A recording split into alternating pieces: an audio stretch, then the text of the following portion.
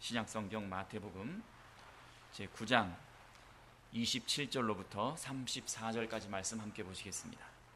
신약성경 제14쪽 마태복음 9장 27절로부터 34절까지 말씀입니다.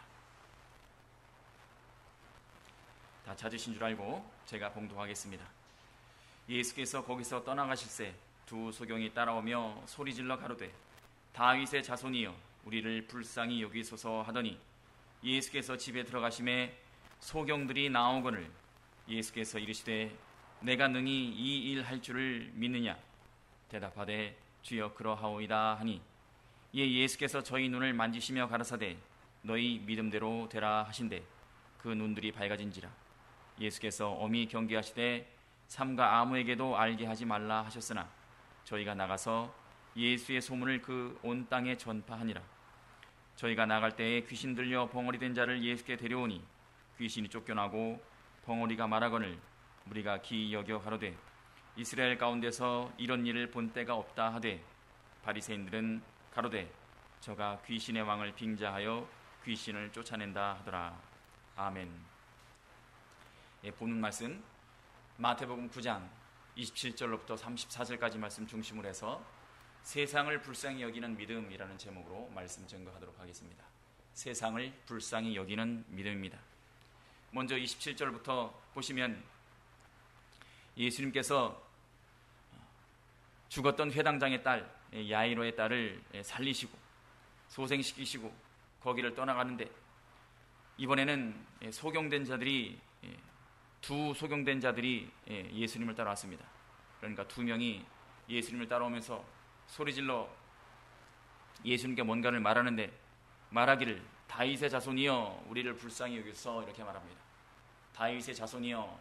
이 다윗의 자손이라는 말은 예수님을 메시아로 고백하는 말입니다. 먼저 27절부터 31절까지 말씀 중심으로 해서 첫 번째 교훈은 언제나 예수님께 나아가자라는 것입니다. 끈질기게 나아가자라는 것인데 오늘은 이 두 소경의 예수님을 끈질기게 쫓아가는 모습을 통해서 우리가 배울 것이 있습니다. 언제나 예수님께 나아가자라는 것인데 이들에게는 이미 예수님을 다윗의 자손이라 부를 만큼 믿음에 대한 믿음이 있었다는 것입니다. 다윗의 자손이라는 것은 메시아에 대한 다른 별칭인 것입니다. 소경들 속에 이미 예수님을 믿는 메시아로 믿는 믿음이 있었다는 것입니다. 어떻게 그들이 믿음을 가질 수 있었던가? 그들은 다른 사람들처럼 건강한 몸을 가진 자들이 아니었습니다. 그들은 약한 몸, 특히 세상에서 외면받는 몸, 아픈 몸을 통해서 하나님께서 그들에게 겸손한 마음을 주시고 또 믿음을 주셨다는 것입니다. 그래서 예수님께서 예수님이 구주인 줄 알고 예수님을 쫓아갈 수가 있었다는 것입니다. 이들이 다른 사람들처럼 자기 몸에 만족했다면 예수님을 쫓아가지 않았을 것입니다. 구하지도 않았을 것입니다. 그들은 예수님의 대꾸가 없어도 한참 예수님을 쫓아갔습니다. 왜냐하면 그 길만이 살 길이었기 때문입니다. 예수님께서는 하지만 그들에게 대꾸도 없이 한참 가시던 길을 계속 가셨던 것으로 우리가 볼 수가 있습니다.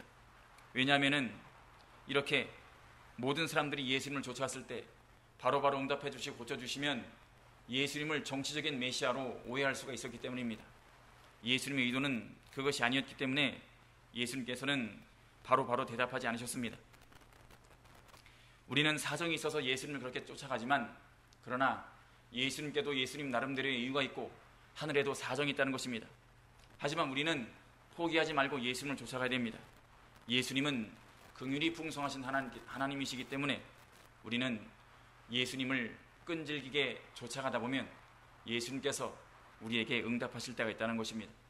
우리의 기도가 합당하고 예수님께서 우리를 불쌍히 여기신다면 우리는 예수님을 만날 수가 있다는 것입니다.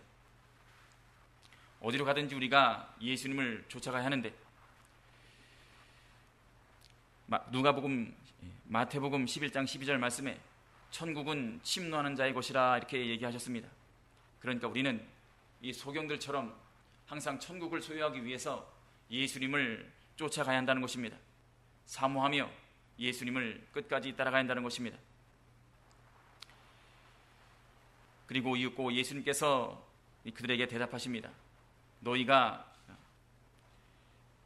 28절에 내가 능히 이 일 할 줄을 믿느냐 이렇게 말씀하십니다. 그랬더니 그들이 주여 그러하오이다 이렇게 얘기합니다. 그랬더니 예수님께서 또 29절에 너희 믿음대로 되라 하십니다. 너희 믿음대로 되라. 이렇게 예수님께서는, 하나님께서는 우리의 믿음을 통해서 역사하시는 분이십니다. 하지만 너희 믿음대로 되라 하셨다고 해서 그들의 믿음의 분량이 자기들의 눈을 뜨게 할 만큼 믿음이 컸던 것이 아니라는 것입니다. 우리의 믿음은 항상 부족합니다. 하지만 예수님께서는 우리의 작은 믿음을 통해서도 크게 역사하시는 분이십니다. 왜냐하면 긍휼이 풍성하신 하나님이시기 때문에 그렇다는 것입니다.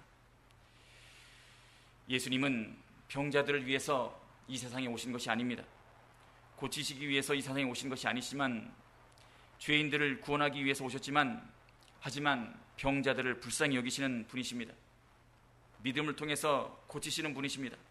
그러니 우리도 예수님의 전능하신 은혜를 믿는 살아있는 믿음을 가져야 할 것입니다. 또 이 은혜를 받아 누리려는 끊임없는 노력과 부르짖음이 우리 가운데에 있어야 한다는 것입니다. 또한 예수님의 고난과 죽음을 통해서 얻게 된 이 구원에 대한 확신이 또 우리 가운데에 있어야 한다는 것입니다. 이렇게 우리가 예수님을 바로 알고 또 나를 바로 할 때, 또 바른 믿음을 가질 때 하나님께서는 우리 가운데 역사하신다는 것입니다. 사실 우리가 지난날에 누구에게도 말하기 힘든 죄를 지은 일이 있습니다. 부끄러운 일을 한 일이 있습니다. 하지만 우리는 이 소경과도 같은 우리에게 하나님께서 은혜를 베푸실 줄 믿어야 한다는 것입니다. 천국은 침노하는 자의 곳이라 했습니다. 우리가 지금 어떤 상태에 있든지 앞으로 예수님께 나아가기만 한다면 예수님께서 우리에게 은혜를 베푸시고 나아갈 길을 밝히 보신다는 것입니다. 이렇게 우리는 앞으로도 무슨 일이든지 자신의 부족함을 이 소경들처럼 솔직히 인정하고 예수님을 끝까지 따라가야 한다는 것입니다.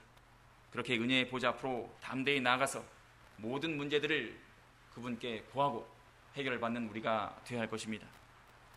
두 번째 32절 말씀부터 보시면, 저희가 나아갈 때에 귀신 들려 벙어리 된 자를 예수께 데려오니 귀신이 쫓겨나고 벙어리가 말하거늘, 이렇게 기록되어 있는데, 두 소경을 고쳐주시고 나니까 이번에는 귀신 들려 벙어리 된 자를 누군가가 예수님께 데려왔습니다.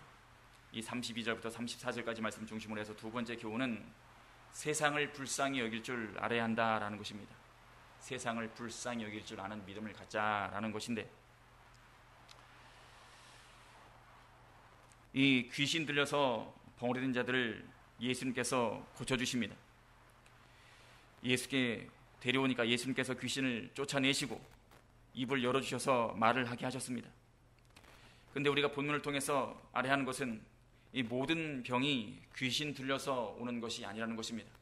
또 우리가 무슨 죄를 지었기 때문에 우리에게 병이 온다는 게 오게 된다는 것이 아닙니다. 물론 그럴 수도 있지만 다 그런 것은 아니기 때문에 우리가 형제들에 대해서 고통을 당하고 있는 형제들에 대해서 함부로 판단하거나 정죄하지 말아야 한다는 것입니다. 우리는 늘 고난당하는 형제들을 불쌍히 여기고 그들을 위해서 기도해야만 하는 것입니다. 모든 것은 하나님이 하십니다. 하나님이 그를 통해서 특별한 역사를 하시기 위해서 고난을 허락하실 때가 있다는 것입니다. 우리는 항상 그들을 위해서 기도해야 하는데, 오늘 본문을 통해서 특이할 점은 구약시대 선지자들은 병을 고치거나 죽은 사람을 살릴 때 간절히 기도했습니다. 하지만 예수님께서는 말씀 한마디로 귀신을 쫓아내셨고 병을 고치셨다는 것입니다. 복음서 여러 군데에서 우리가 확인할 수가 있습니다. 왜냐하면 예수님 자신이 바로 하나님이시기 때문입니다. 그런데 이 모습을 본 바리새인들이 예수님께 대해 말하기를 저가 귀신의 왕을 빙자하여 귀신을 쫓아낸다 하더라, 이렇게 얘기했습니다. 귀신의 왕을 의지해서 귀신을 쫓아낸다. 예수님에 대해서는 참으로 모욕적인 말이고 이보다 더 심한 욕이 없는 것입니다. 왜 그들은 이렇게 했던가? 그들은 예수님이 하실 수 있는 것, 병자들을 고치고 귀신을 쫓아내는 일을 할 수가 없었습니다. 그래서 시기와 질투심에 가득 차서 이런 식으로 예수님을 모욕했다는 것입니다. 지금 세상에 이 안티크리스찬이 참 많습니다. 이 사람들은 많은 사람들이 예전에 교회를 다녔던 사람들입니다. 하지만 어떤 이유가 있어서 상처를 입고 교회를 나가지 않는 사람들이고 신앙생활을 멈춘 사람들이 많습니다. 이것은 바리새인보다 더 무지하고 어리석은 것입니다. 이들이 더 예수님을 찾고 간절히 사모하고 기도했다면 예수님을 만나고 신앙생활을 할 수가 있었지만 결국 신앙생활을 포기하는 바람에 하나님의 사랑을 모르고 그 가운데 있는 자기의 참모습을 발견하지 못했습니다. 우리는 이 사람들을 불쌍히 여겨야 합니다. 감사하게도 하나님께서는 우리에게 예수님을 아는 지식을 주셨고 그 안에서 참으로 말씀과 성령 하나님과의 교제를 통해서 하나님과의 천국을 경험할 수가 있게 하셨습니다.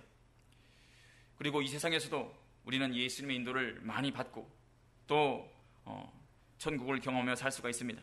우리는 이 복이 얼마나 큰 복인지 알아야 하는 것입니다. 참으로 세상의 화려함과 안락함을 부러워하며 참으로 세상 사람들과 똑같이 산다면 우리에게는 아직 구원의 확신이 없다는 것입니다. 구원의 확신이 없이 신앙생활을 한다는 것, 이것은 오히려 세상 사람들이 우리를 불쌍히 여기는 것입니다.